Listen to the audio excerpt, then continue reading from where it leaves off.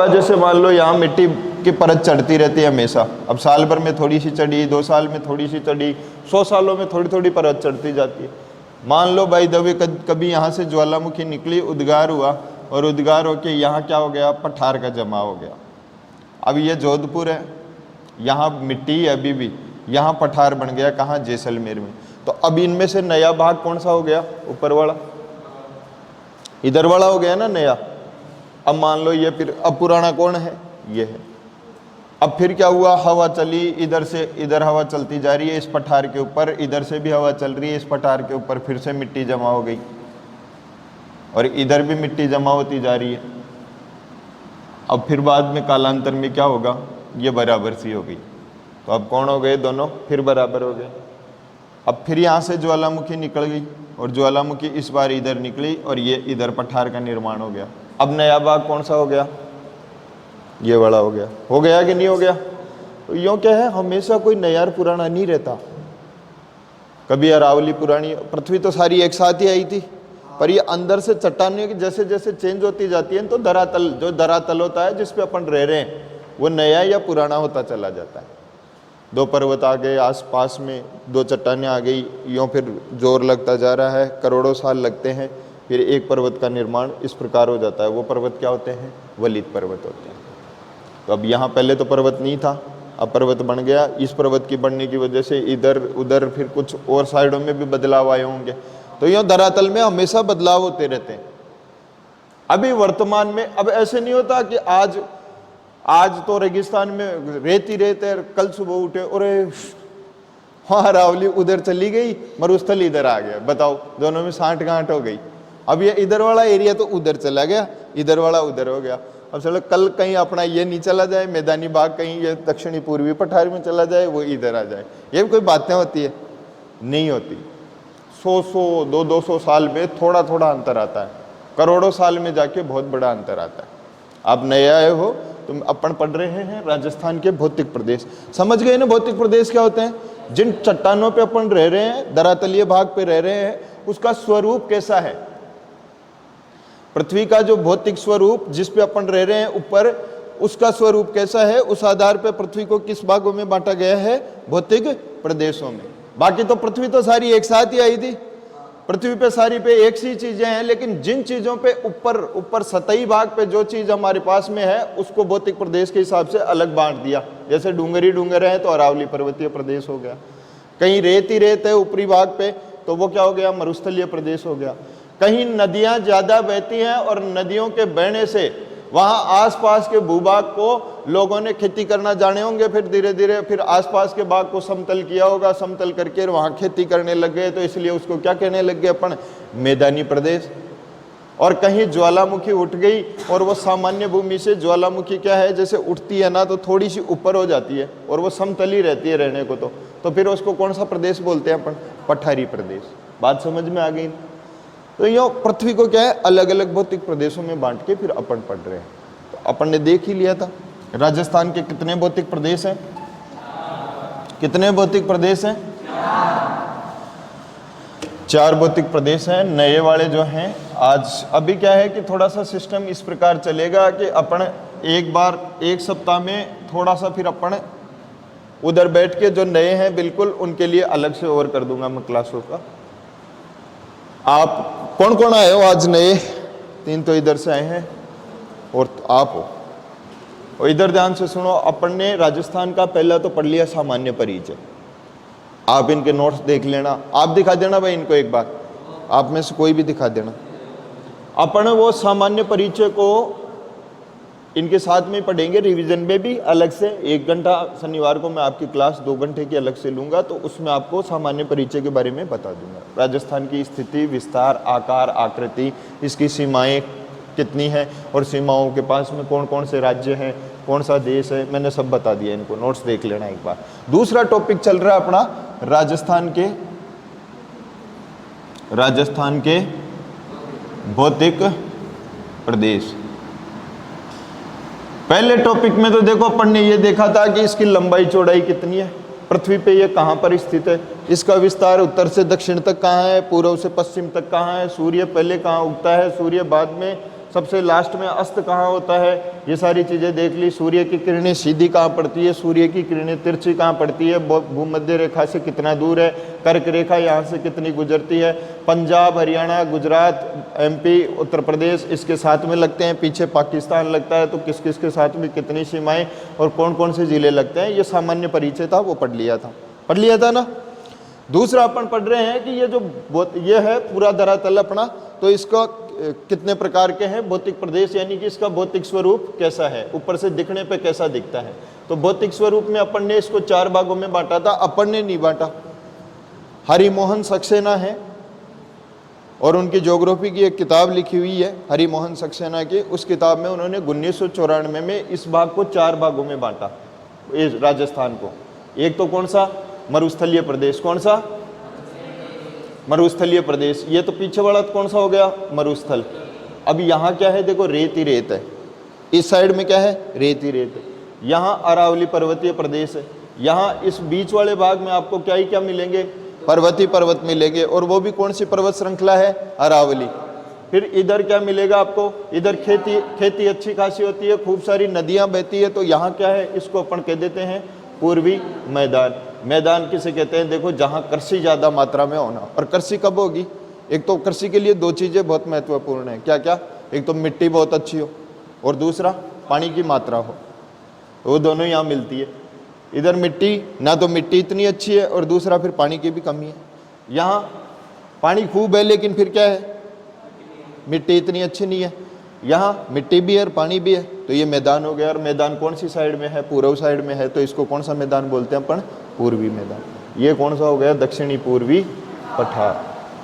यहाँ क्या है, देखो ये भी इसका ही भाग है, लेकिन यहाँ ज्वालामुखी उठी और ज्वालामुखी से पठारों का निर्माण हो गया और पठार से निर्माण हो गया, तो ये इस भाग से, मैदानी भाग से थोड़ा सा ऊपर हो गया।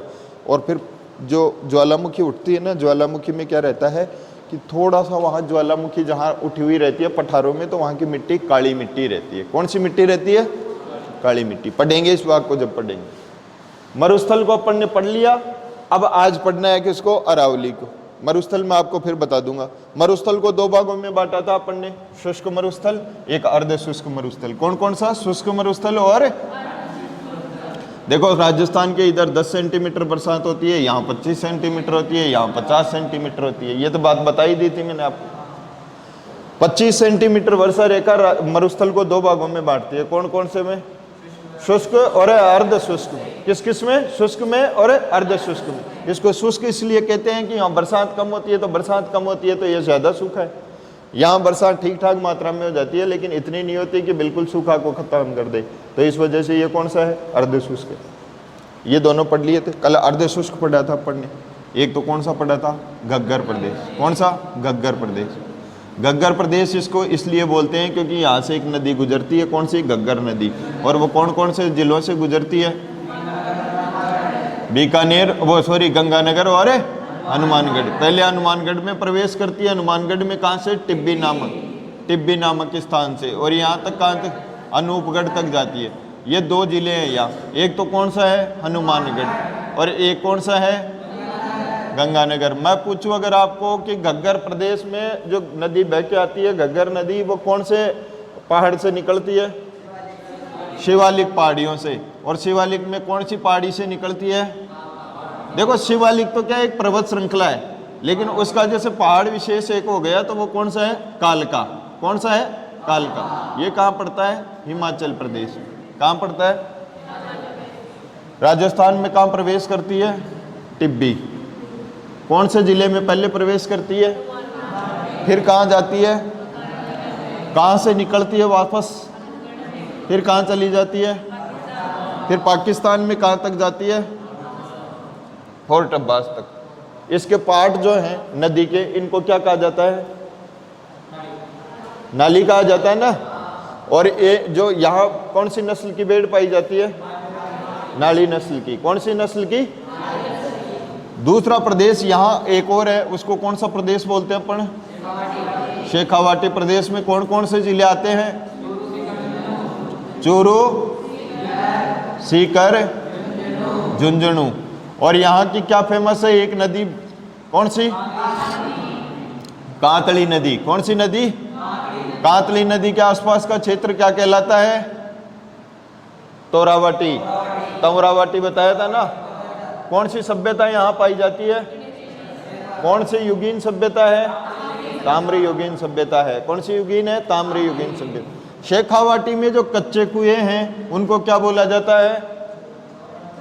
अगर इन्हीं कुओं को पक्का कर दिया जाए तो क्या कहलाते हैं? नाड़ा, जोहड़, नाड़ा। यहाँ जो गोचर भूमि है उसको क्या बोला जाता है? बीड़। और छोटे छोटे तालाब है उनको क्या बोला? सर। तो शेखावाटी के क्या क्या प्रसिद्ध है देखो। एक तो कांतली, कौन सी नदी? कांतली नदी। गणेश्वर सभ्यता, ताम्र युगीन सभ्यता है। तोरावाटी क्षेत्र कहलाता है। सर बोला जाता है जो छोटे छोटे तालाब, अब सुना होगा ना, हरकासर है, नापासर है, हरियासर है, सालासर है, ये सुने हैं ना। तो ये क्या है? गांवों में थे छोटे छोटे तालाब। तो इन तालाबों के नाम पे ही फिर क्या कर दिया? उन गांवों का नाम निकाल दिया। समझ गए बात को? तो ये जितने भी सर मिलेंगे आपको कहाँ मिलेंगे? शेखावाटी। जोहड़ किसे कहते हैं? कच्चे कुओं को कहते हैं। नाड़ा किसे कहते हैं? पक्के कुओं को कह देते हैं। फिर ये बीड़ किसे कहते हैं? हाँ, चारागाह भूमि को क्या कहते हैं? बीड़। बीड़। देखो, एक होता है बीहड़। क्या होता है? बीहड़। एक होता है क्या? बीड़। दोनों में अंतर होता है, बीहड़ और बीड़। फिर यहाँ कौन सा प्रदेश था? नागौरी उच्च भूमि। ये नागौर में है। और नागौर जैसे ये मान लो नागौर, नागौर के इधर पड़ता है क्या? बीकानेर। इधर क्या पड़ता है? जयपुर। और इधर क्या पड़ता है? अजमेर। अब इधर वाली जो श्रृंखला है ये बीच में नागौर से, जैसे इधर जाओगे तो एक पट्टी पड़ती है और यहाँ पाई जाती है इस पट्टी में क्या? संगमरमर। और ये कौन सी जगह है? मकराना। इसलिए इसको कौन सी श्रेणी बोल देते हैं? मकराना श्रेणी। बीकानेर की तरफ जाओगे तो बीकानेर की तरफ आपको यहाँ जिप्सम ज़्यादा मिलेगा, और जिप्सम ज़्यादा मिलेगा तो ये जगह कौन सी है? गोठ मांगलोद। तो इसको कौन सी श्रेणी बोल देते हैं? गोठ मांगलोद श्रेणी। कौन सी श्रेणी बोल देते हैं? गोठ मांगलोद। और इधर अजमेर की तरफ जाओगे ना, अजमेर की तरफ जाने से, नागौर से अजमेर की तरफ जब चलते हैं तो पानी में क्या है? फ्लोराइड की मात्रा बहुत ज़्यादा है। क्या है? फ्लोराइड की मात्रा। अब उस पानी को अपन जब पीते हैं ना वहाँ के लोग, तो वहाँ के लोग जो इस पानी को पीते हैं तो उनके एक रोग होता है, और वो रोग कौन सा होता है? फ्लोरोसिस रोग। फ्लोरोसिस रोग क्या होता है? इसमें पानी पीने से हड्डियाँ कमज़ोर हो जाती है, फिर हड्डियाँ टेढ़ी हो जाती है। तो इसको बोलते हैं, ये कहाँ पाई जाती है? जायल। जायल तहसील में ज़्यादा है। कहाँ है? जायल में। तो इसको कौन सी पट्टी बोलते हैं अपन? कुबड़ पट्टी या बांका पट्टी। तो कुबड़ पट्टी, बांका पट्टी कहाँ से कहाँ है? अजमेर से, नागौर से अजमेर के बीच। स्पेशल कहाँ पे? जायल। संगमरमर मकराना श्रेणी में। और जिप्सम, तो जिप्सम, संगमरमर और फ्लोराइड, तीनों ही चीज़ें कहाँ पाई जाती है? नागौर में, लेकिन वो अलग अलग साइड में है। तो ये नागौरी उच्च भूमि का क्या फेमस हो गया? एक तो जिप्सम फेमस हो गया, एक संगमरमर फेमस हो गया, और एक फ्लोराइड युक्त पट्टी फेमस हो गई, जिससे कौन सा रोग होता है? फ्लोरोसिस रोग। नीचे गोडवाड़ प्रदेश। कौन सा प्रदेश है? कौन सा प्रदेश है रे? गोडवाड़ प्रदेश। यहाँ गोड जाति के वो रहते थे पहले, तो उन्होंने वो क्या है कि इस वजह से इसका नाम क्या रह गया? गोडवाड़ प्रदेश पड़ गया। तो यहाँ देखो कौन कौन से जिले आते हैं गोडवाड़ प्रदेश में। पहले ऊपर ही ऊपर तो आ जाएगा एक जोधपुर, जोधपुर के नीचे एक आ जाएगा पाली, एक साइड में आ जाएगा कौन? जालौर, और एक साइड में कौन आ जाएगा? बाड़मेर। यहाँ की प्रमुख नदी है एक, और उस नदी का नाम क्या है? लूणी नदी। कौन सी नदी है? लूणी नदी। और लूणी नदी यहाँ की फेमस नदी है। तो लूणी नदी के बारे में पढ़ेंगे ना अपन। लूणी नदी की बहुत तगड़ी सहायक नदियाँ हैं, जोजड़ी, सूकड़ी, लीलड़ी, मीठड़ी, ये है ना।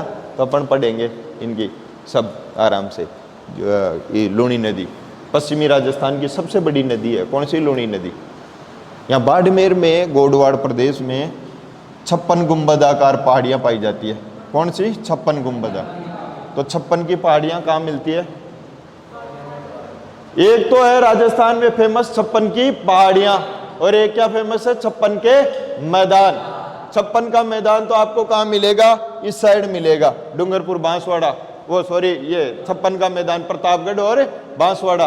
और 56 की पहाड़ियां कहाँ मिलेगी? 56 की पहाड़ियां मिलेगी बाड़मेर में। 56 की पहाड़ियों में एक पर्वत पड़ता है, कौन सा पर्वत? नाकोड़ा पर्वत। कौन सा पर्वत पड़ता है? नाकोड़ा। और यहाँ कौन से भैरव जी हैं? नाकोड़ा भैरव जी। तो आपसे कोई पूछे नाकोड़ा भैरव कहाँ पड़ता है, तो नाकोड़ा भैरव कहाँ पड़ता है? बाड़मेर में पड़ता है। एक कौन सी जगह है? पीपलूद। और पीपलूद में क्या है? हळदेश्वर महादेव। और हळदेश्वर महादेव सबसे ज्यादा बरसात वाला स्थान है इस पश्चिमी राजस्थान में, ये पूरे मरुस्थल में। तो इसलिए हळदेश्वर महादेव या पीपलूद को क्या बोला जाता है? पश्चिमी राजस्थान का माउंट आबू। ये चारों बता दिए थे। देखो अपन क्या कर रहे हैं, इधर ध्यान से देखो। अपन ये 4 भौतिक प्रदेश है, पहला, दूसरा, तीसरा और ये चौथा। तो ये चारों को पढ़ रहे हैं अलग अलग। सबसे पहले किसको पढ़ लिया अपन ने? मरुस्थल को पढ़ लिया। मरुस्थल को 2 भागों में बांट के पढ़ा है, एक शुष्क मरुस्थल में, एक अर्ध शुष्क में। मैंने इनको शुष्क पहले पढ़ा दिया था, अर्ध शुष्क इनको कब पढ़ाया? कल पढ़ाया आपको। अर्ध शुष्क के कितने भाग है भैया? कितने भाग है रे? 4। कौन कौन से हैं बताओ? गग्गर प्रदेश, फिर नागौरी उच्च भूमि और गौड़वाड़ प्रदेश। Very good. ये देखो, अब देखो नया प्रदेश पढ़ रहे हैं। अब आप भी साथ साथ चलोगे। अब ना तो इनका पढ़ा हुआ ना आपका पढ़ा हुआ, नई चीज पढ़ते हैं, फ्रेश पढ़ते हैं। अरावली पर्वतीय प्रदेश। कौन सा प्रदेश है? अरावली